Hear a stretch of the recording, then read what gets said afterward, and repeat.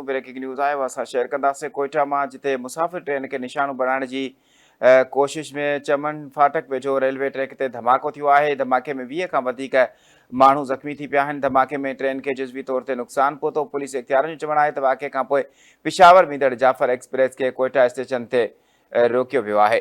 अहम ख़बर खां वाक़िए आगाह कंदासीं नाज़रीन। कोयटा वेझो मुसाफ़िर ट्रेन खे निशानो बनाइण जी कोशिश थी आहे। चमन फाटक वेझो रेलवे ट्रैक ते धमाके में 20 खां वधीक माण्हू ज़ख़्मी थी पिया आहिनि। धमाके में ट्रेन खे जुज़वी तौर ते नुक़सानु पहुतो। पुलिस इख़्तियारनि जो चवणु आहे त वाक़िए खां पोइ पिशावर वेंदड़ जाफ़र एक्सप्रेस खे कोयटा स्टेशन ते रोकियो वियो आहे। कोयटा वेझो मुसाफ़िर ट्रेन खे निशानो बनाइण जी कोशिश थी आहे। असांखे ॿुधाईंदासीं त चमन फाटक वेझो रेलवे ट्रैक ते धमाके में 20 खां वधीक माण्हू ज़ख़्मी थिया आहिनि। धमाके में ट्रेन खे जुज़वी तौर ते नुक़सानु पहुतो आहे। पुलिस इख़्तियारनि जो चवणु आहे त वाक़िए खां पोइ पिशावर वेंदड़ जाफ़र एक्सप्रेस खे कोयटा स्टेशन ते रोकियो वियो आहे। कोयटा वेझो मुसाफ़िर ट्रेन खे निशानो बनाइण जी कोशिश थी आहे। चमन फाटक वेझो रेलवे ट्रैक ते धमाके में 20 खां वधीक माण्हू ज़ख़्मी थी पिया आहिनि।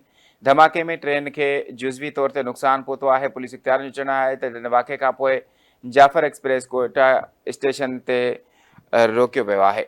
अहम ख़बर खां वाक़िए नाज़रीन अपडेट ॾींदासीं कोयटा मां जिते चमन फाटक वेझो रेलवे ट्रैक ते धमाको थियो आहे। 14 ॼणा हयातियूं विञाए वेठा आहिनि। केतिरा ई माण्हू ज़ख़्मी थी पिया आहिनि। धमाके सबबु ट्रेन खे जुज़वी नुक़सानु बि थियो आहे जॾहिं त गाॾियूं तबाह थी वियूं आहिनि। अव्हांखे ॿुधाईंदासीं त धमाके में 14 ॼणा हयातियूं विञाए चुका आहिनि। शहीदनि में 3 FC जा नवां एहलकार बि शामिल आहिनि। बलूचिस्तान जे वॾे वज़ीर जे मददगार शाहिद रिंद जो चवणु आहे।